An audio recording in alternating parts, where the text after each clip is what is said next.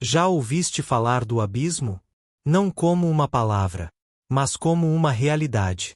Algo extremamente profundo, insondável, ilimitado. Uma condição que não pode ser medida, nem compreendida pela mente humana. Nas Escrituras, o termo carrega um peso oculto. E é a partir daqui que começamos a perceber algo mais profundo. No Antigo Testamento, a palavra associada ao abismo remete a águas profundas, forças invisíveis sob a superfície. Mas no Novo Testamento, o significado se intensifica. Ou seja, algo muda na forma como esse conceito é apresentado. O abismo deixa de ser apenas profundidade e passa a representar algo muito mais inquietante. É dele que emergem os gafanhotos simbólicos, criaturas que não pertencem ao mundo comum. Elas são guiadas por uma entidade sombria, o anjo do abismo. E isso já nos dá um indício do que está por trás. Também é do abismo que sobe a fera que mata as testemunhas de Deus, aquela que desafia, confronta e destrói. E como se não bastasse, o próprio diabo é lançado no abismo, confinado, restrito, aprisionado por 1000 anos. Percebe a progressão? Aqui, o abismo deixa de ser um conceito e passa a ser um cenário, um lugar, ou talvez algo ainda mais profundo. Mas antes de tirar conclusões precipitadas, precisamos analisar com cuidado sobre o que é e o que não é abismo na Bíblia. O que é abismo? Para entender o abismo, precisamos primeiro eliminar o erro, porque nem tudo o que parece profundo é o abismo. A Bíblia não usa esse termo como sinônimo de sepultura. Não é o mesmo que Sheol, nem é o mesmo que Hades. Esses representam o destino comum da humanidade, o lugar para onde vão os mortos. Mas o abismo não. E é aqui que o texto começa a se tornar mais específico. Porque algo não bate certo. Anjos são lançados no abismo. E anjos não morrem como homens. Isso já nos revela algo perturbador. O abismo não está limitado à condição humana. Também não é o lago de fogo. E há um motivo claro para isso. Porque há uma sequência. Primeiro, o diabo é lançado no abismo. Depois, é solto. E só então, lançado no lago de fogo. Ou seja, são realidades distintas. Então, se não é sepultura, se não é destruição final, o que é afinal o abismo? A resposta começa a emergir, mas ainda não está completa. E é por isso que precisamos avançar. Abismo, uma condição fora do alcance. Agora, o texto começa a revelar algo ainda mais profundo. No livro de Romanos, surge uma declaração intrigante. Quem descerá ao abismo?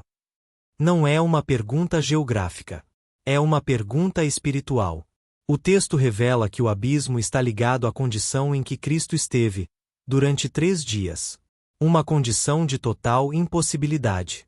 Um estado onde ninguém pode entrar, e ninguém pode sair, por esforço próprio. Somente aquele que tem autoridade. Somente aquele que possui a chave. E é exatamente aqui que tudo começa a fazer sentido. E aqui, o abismo revela sua verdadeira natureza. Não é um lugar físico. É uma condição. Um estado de confinamento absoluto. Um nível de existência onde tudo está suspenso. Sem movimento. Sem ação.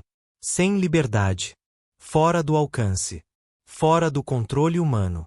Totalmente dependente de uma intervenção superior. Isso muda tudo. Porque se é uma condição, então pode ser aplicada. Pode ser imposta. Pode ser decretada. E quando isso acontece, nada pode escapar. E é a partir daqui que a revelação se aprofunda ainda mais. Abismo, um vazio infinito. Um dos significados atribuídos ao abismo é inquietante. Vazio infinito. Não apenas profundo, mas vazio. Sem forma. Sem direção. Sem saída.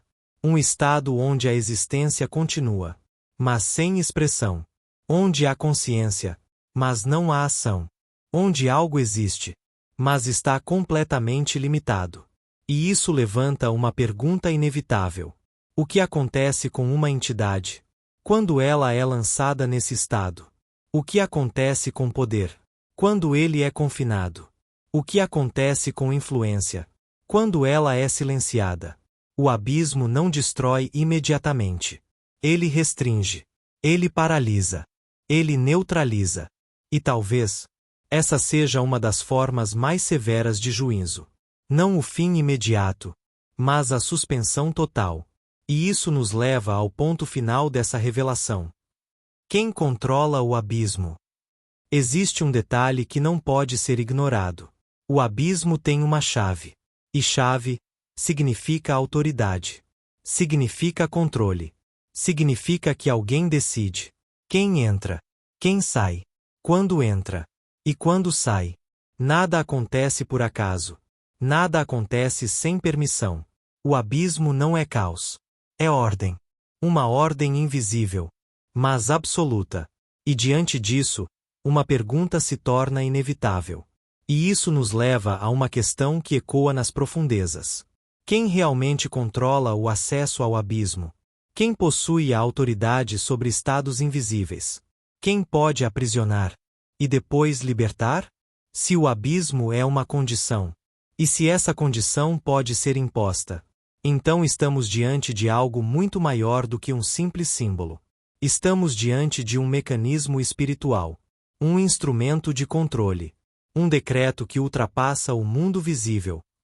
Abismo, uma realidade que ainda atua. O abismo não é apenas parte de um passado distante. Ele aparece em momentos decisivos. Sempre que algo precisa ser interrompido. Sempre que uma força precisa ser contida. Sempre que uma autoridade precisa ser limitada. Ele surge. Silencioso. Invisível. Inevitável. E é exatamente isso que torna tudo ainda mais inquietante. Mas aqui está a pergunta que permanece.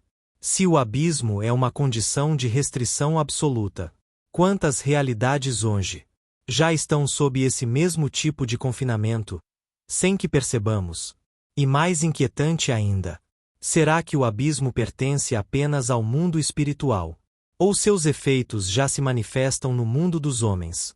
Essas respostas não são simples. E talvez não sejam confortáveis. Mas uma coisa é certa. O abismo não é apenas profundidade. É controle. É limite. É decreto. E quando esse decreto é ativado, nada escapa. Considerações finais. O abismo não é o fim da revelação. É apenas a porta de entrada. Porque tudo o que foi descrito até aqui, o confinamento, a restrição, o vazio e o decreto invisível, apontam para algo ainda mais específico. Existe uma figura ligada diretamente a esse estado. Uma entidade associada à chave do abismo. E se o abismo tem um governante, então precisamos perguntar: quem é o anjo do abismo? No próximo vídeo, vamos nos aprofundar nessa figura. Mas antes de sair, deixa o teu like, e não te esqueças de se inscrever no canal. Porque o que vem a seguir vai ainda mais fundo.